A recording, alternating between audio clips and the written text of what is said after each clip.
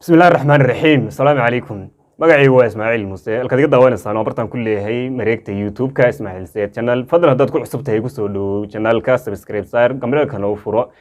like-tana saar comment-iguna waa xaqiina dhamaantiinba markan waxaan uga soo jeedinayaa Ilaahay idamkeela caawa kelmad yar oo aad u kooban sida wada ogsoonahay ba kolley waxaynu ku jirnaa xaalad olole oo loo galay doorashooyin iyo xaalad siyaasadeed iyo markooda horeba ay iska dhib badnayd oo buuqeeda iyo heesaheeda iyo muusigeeda kala duwan iyo dhibkeedu ay marka hore cirka mareysay ayaad moodaa ayaamahan dambena xaalka aynu ku jirnaa inay si xagxagasho u yara dhacayso marka digniman u daraya doortaha iyo la doortaha labadaba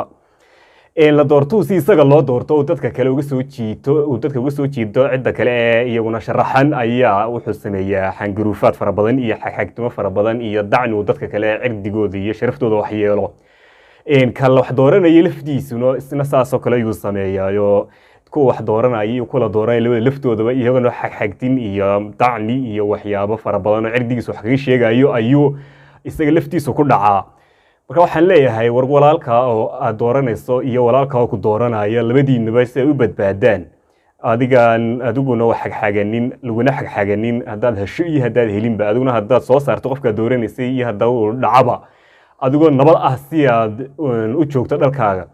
war carabkaaga iyo afkaaga iyo edinkaaga ilaasho ka wax dooranayo warka la dooranayo laftigaaguna adiguna wuxuu Ilaahay ku qoray marna seegi meyside cid kale waxa ka sheegin nolosheeda iyo cidigeeda iyo dhaqankeeda hadduu mid hore ugu soo jiray ahaa siyaasadda midba bilaabayo ku doonaba ha ahaadee xagxagtimaha marka dhamaanteynba waxaan leeyahay walaalayaal akhrideena iyo iftiinkeena midnaba oo wanaagsan aakhirada lagu weydiino waxa lagu qofkan waxaad ku sheegtay hadaan ahayn maxaad ugu sheegaysay adiga laga jaray iftiinka inta joogtano dadka waa soo nacaysan dhamaantoodba kii aad ololeynaysay aad dooranaysay iyo kii kala dooranayay aad si laftiisa higaadinaysayba dhamaantiiba waxaan kula dardaarmayaa carabkeena iyo isheena iyo edinkeena dhawaanba aynu wada ilaashano. Assalaamu calaykum waraxmatullaahi wabarakaatuh.